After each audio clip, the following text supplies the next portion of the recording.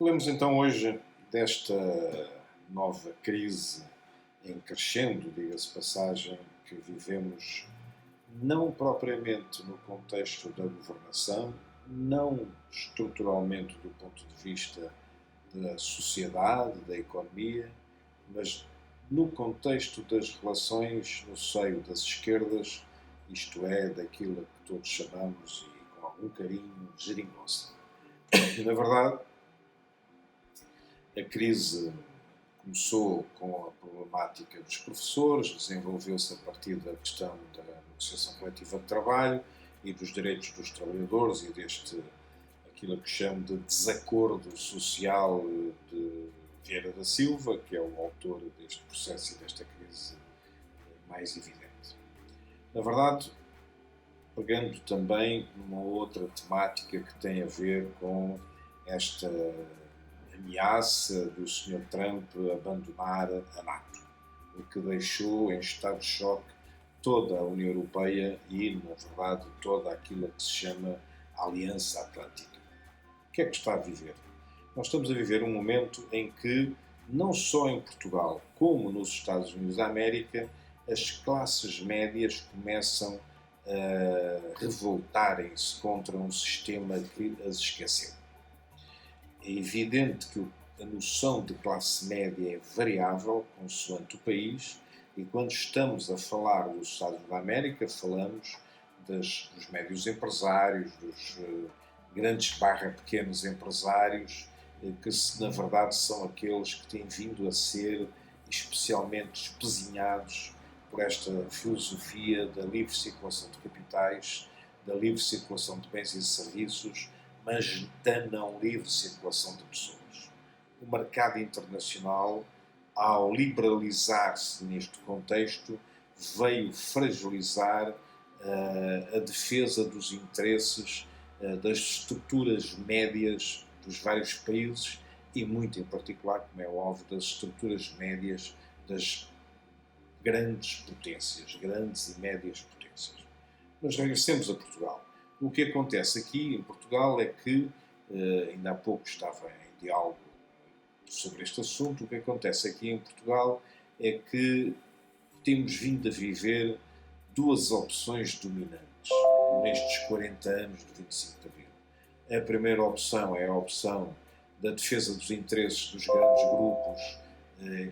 económicos e financeiros portugueses, normalmente geridos no contexto de alianças à direita, PSD e CDS, e a segunda opção tem sido sistematicamente a defesa da ideia do Bloco Central enquanto proteção, instrumento de proteção da classe média, média alta, da estrutura socioeconómica portuguesa. Os grandes grupos estão pouco fora deste contexto, embora obviamente não sejam prejudicados, e quem está centralmente neste contexto são os gabinetes de advogados, os gabinetes de consultoria, os economistas, os engenheiros, as empresas de construção civil e obras públicas, não propriamente as grandes, mas as médias, todas elas vivem da gestão dos interesses que este Bloco Central unifica e potencia. Na verdade, essa gestão dos interesses tem vindo a criar circunstâncias de grande fragilidade para a economia portuguesa, criando circunstâncias e ambientes menos positivos, por exemplo, na área da indústria, por exemplo, na área da agricultura, por exemplo, e muito gravemente, como vimos com os incêndios, na área das florestas. Na circunstância, o que esses grupos de advogados, gabinetes, de consultoria, etc., se estruturaram foi muito à volta da gestão dos financiamentos que permitiram a construção das autoestradas, que permitiram estas quantidades incomensuráveis de rotundas de norte a sul do país e projetos financeiros que depois resultam em quase nada, como foi o caso do PEDIP, etc. E nesse contexto a alternativa parecia esmorecida. E essa alternativa seria a unidade das esquerdas, isto é, a possibilidade de trazer para o interior do poder político uma parcela das esquerdas sempre marginalizada e, de facto, minoritária. É um facto incontestável que em Portugal, se tirarmos o Partido Socialista do restante das esquerdas, as esquerdas não conseguem nunca ir acima dos 15, 18%. Há muitos anos que isto é assim. E só com o Partido Socialista é que as esquerdas têm um valor significativamente de maioria absoluta no Parlamento e na sociedade portuguesa. Esta experiência de António Costa, este acordo às esquerdas, permitiu de facto encontrar soluções económicas e financeiras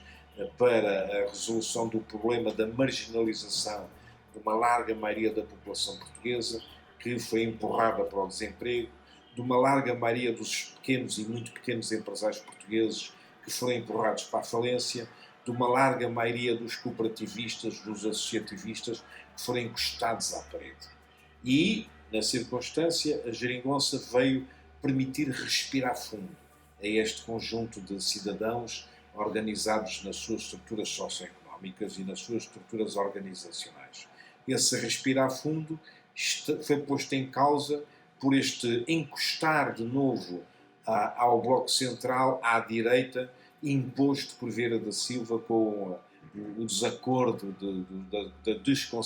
desconcertação social que quer impor a todo custo, com ameaças de saída do governo e tudo,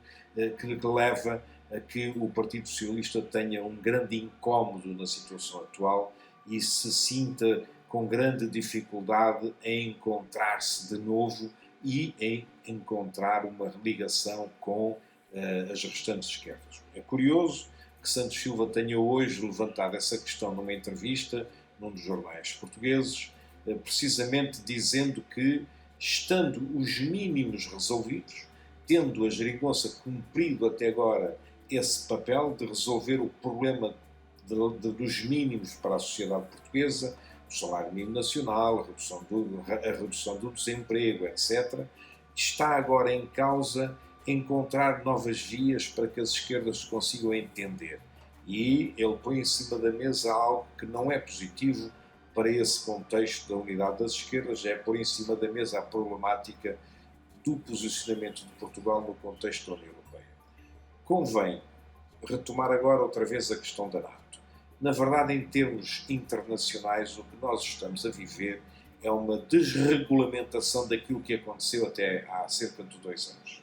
A desregulamentação significa o existir neste momento, o pôr-se em causa até o eixo germano-francês, que é aquilo que no caso concreto o Trump está a fazer, atacando violentamente, como atacou nos últimos 3 dias a senhora Merkel, pôr em causa a ligação